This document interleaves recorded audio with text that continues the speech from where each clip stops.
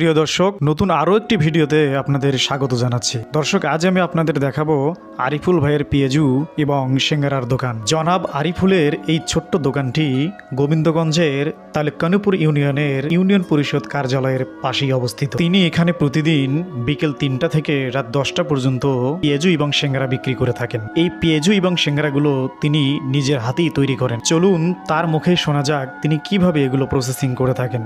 সকাল থেকে কাটাকুটি করার লাগে, আর বিকেল 4টা বাজলে শুরু করার লাগে। কতক্ষণ বেচা বিক্রি হয় জানতে চাইলে তিনি জানালেন, রাতের 9টা 10টা, সন্ধ্যা লাগার সাথে সাথে বেশি হয়, রাতের 8টা পর্যন্ত চলে।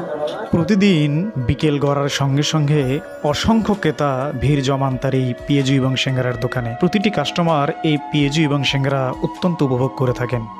এখানে পাওয়া যায় পেঁয়াজু, সিঙ্গারা, নুডলস, পুরি, এই ধরনের আইটেমগুলো পাওয়া যায় এখানে। অসাধারণ, একদম সুপার। দর্শক, এখানে প্রতি পিস পেঁয়াজু এবং সিঙ্গারা বিক্রি করা হয় মাত্র 5 টাকায়।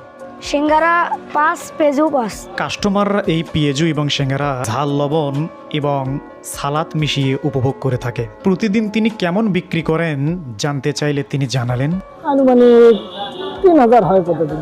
3000 টাকা বিক্রি থেকে তার লভ্যাংশ কত আসে এই প্রশ্নের উত্তরে তিনি জানালেন, 15-16।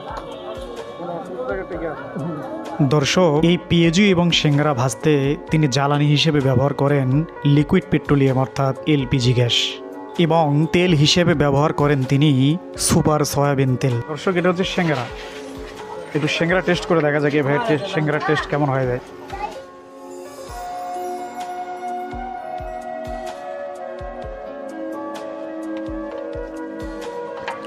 খুব ভালো টেস্ট। 5 টাকা দামের সিঙ্গারা, মাত্র 5 টাকায় সিঙ্গারা। 5 টাকা বিনিময়ে যে সিঙ্গারার স্বাদ দেখলাম, এটা সত্যিই অস্থির।